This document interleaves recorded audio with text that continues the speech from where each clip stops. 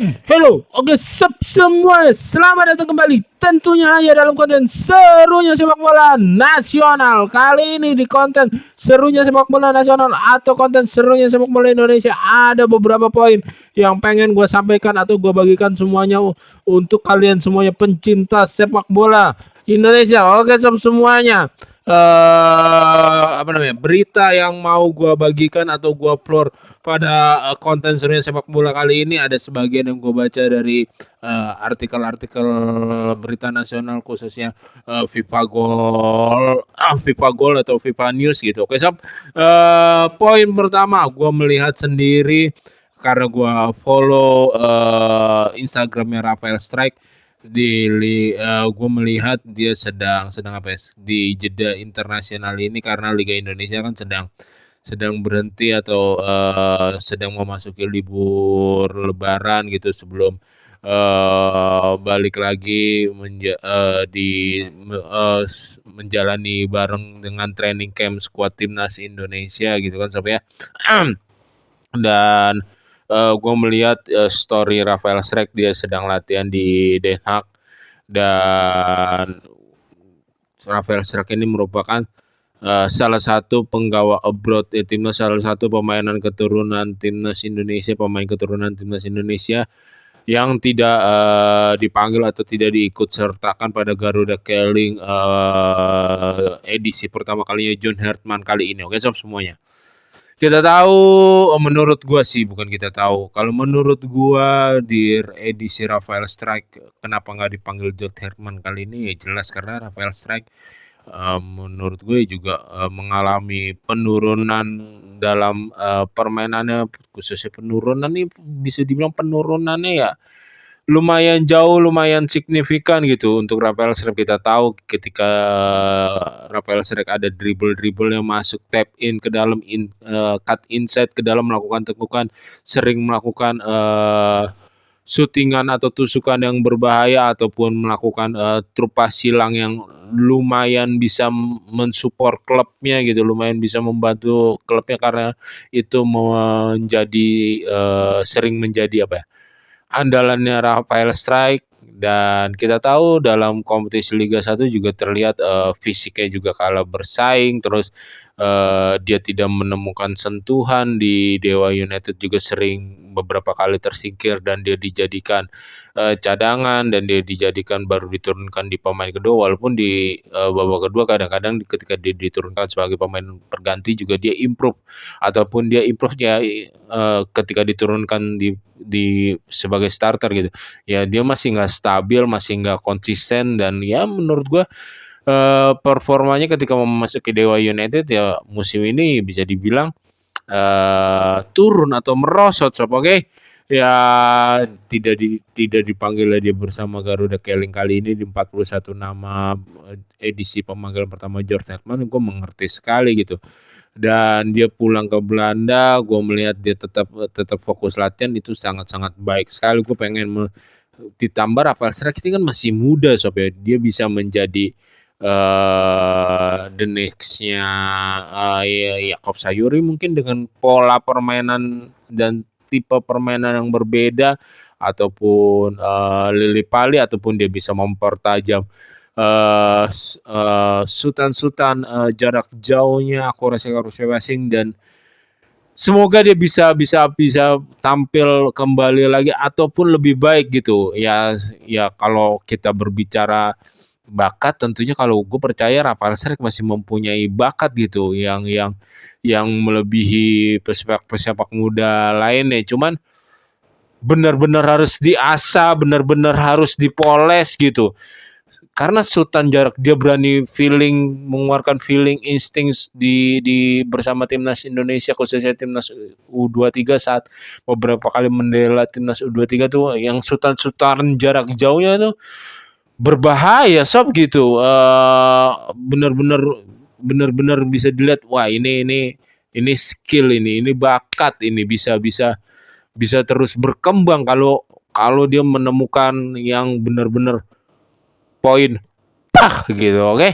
Semoga dia bisa bangkit lagi dan di next Garuda Keling dia bisa lebih baik dan mendapatkan pemanggilan edisi dari John Herdman. Ya kalau di timnas U23 ya saat kan John Herdman juga mau memegang timnas U23, kayaknya masih bisa dipertimbangkan. Tapi kalau untuk di timnas senior saat ini ya, penampilannya bersama Dewa United yang merosok, ya layaklah sosok. Dan ya semangat terus Rafael Strike. Oke, Sob, kita melangkah ke poin selanjutnya, yaitu bersama dari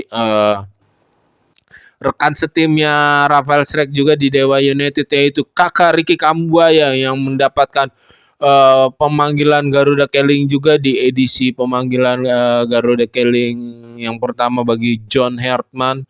Tetapi bukan mau gue itu yang mau gue bahas. Setelah Dewa United tampil bagus, tampil baik, bermain saat melawan Persija, terungkap, keluarlah kabar ini. Gue udah tahu kabar ini dari 2 hari atau sehari lalu, 2 hari lalu, 3 hari lalu ya, dari kemarin intinya.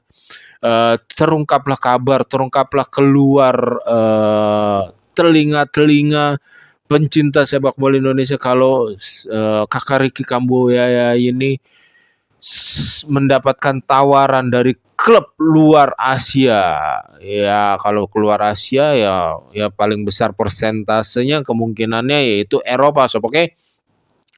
Dan jika memang benar itu kakak Ricky Kambuaya mendapatkan tawaran, kalaupun misalkan Thailand, kalaupun misalkan Jepang atau Korea ataupun mana ya, pokoknya masih di dalam lingkup Asia pun, ya gue bilang ambil. Apalagi ini Eropa, Sob, oke?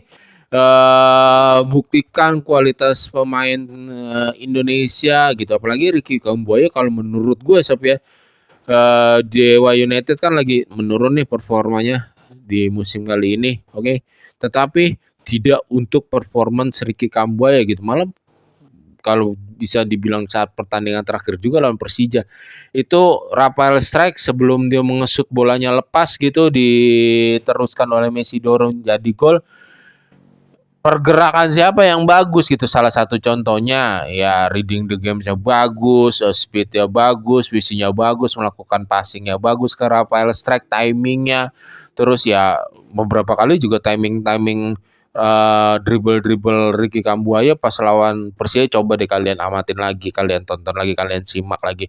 Bagus, Sob, dan itu terjadi di beberapa pertandingan lagi Dewa United, khususnya pas Dewa United lagi bangkit lagi. Dan itu ada faktor kental ya, faktor meyakinkannya dari performa kakak Ricky Kambuaya. Oke, benar atau tidaknya semoga benar. Dan jika memang benar tawaran itu ada dari klub, apalagi dari klub Eropa, entah itu divisi 2, divisi utama, ya ambil ya kakak Ricky kesempatan tersebut.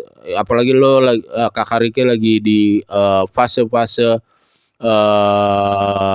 apa namanya, sebagai pemain sepak bola usia emas, oke? Ya yang terbaik lah buat kakak Ricky Kambuaya ke depannya, oke?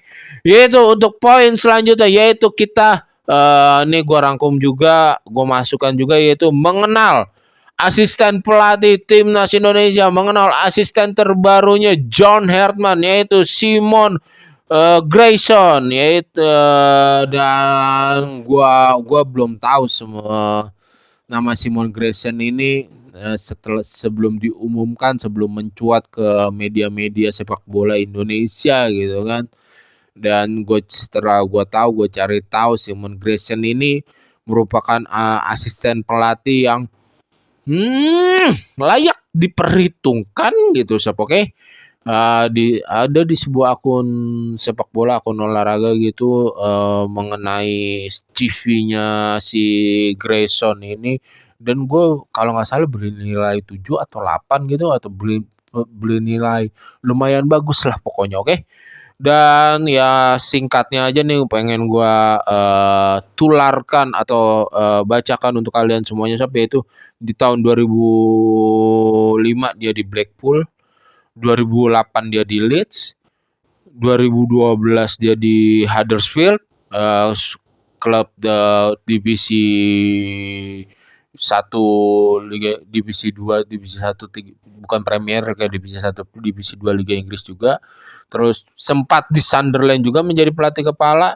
Di Blackpool dia menjadi di Blackpool dia menjadi akademi lalu diangkat menjadi pelatih kepala, di Leeds dia menjadi pelatih kepala, di Huddersfield dia menjadi pelatih kepala, di Sunderland dia menjadi pelatih kepala, terus tahun 2019 kan tahun 2017 di Sunderland, 2019 balik lagi ke Blackpool dan tetap menjadi pelatih kepala.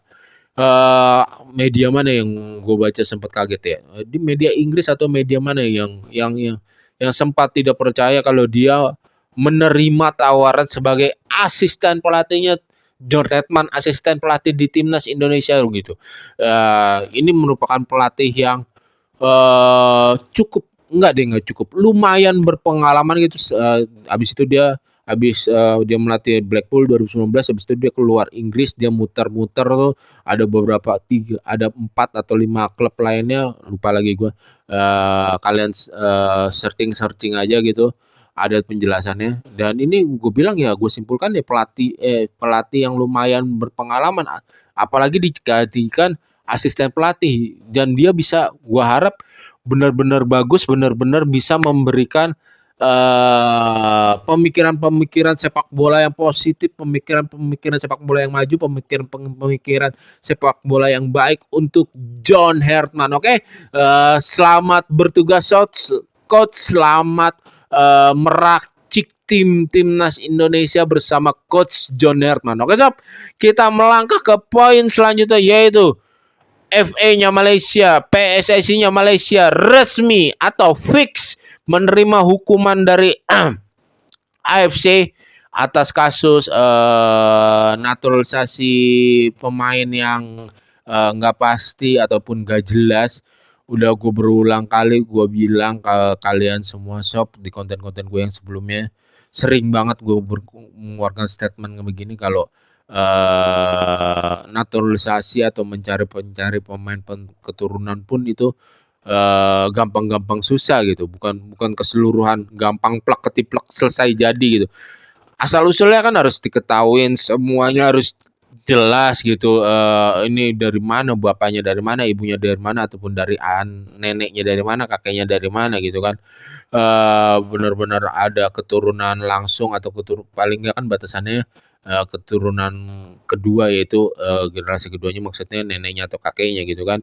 Dan dengan hukuman ini Malaysia menerima hukuman saat dia kualifikasi Piala Asia. Malaysia kan menang tuh dari Nepal dan Vietnam, dan akhirnya dengan hukuman ini Malaysia harus menerima hasil kebalikannya, yaitu harus kalah dengan Nepal 3-0 dan Vietnam 3-0, dan ya denda $50.000 kalau tidak salah, seperti itu yang gue baca ya. Kalau masalah dendanya sih bisa dibilang ya nggak gede lah buat timnas Malaysia, tetapi AFC dengan ini melaksanakan tugasnya dengan baik. Oke sob semuanya, sekian konten serunya sepak bola kali ini. Jika kalian menyukai dan menikmati konten serunya sepak bola, jangan lupa untuk subscribe, comment, like, and share, and see you and bye bye. Ingat sob, paling penting apa?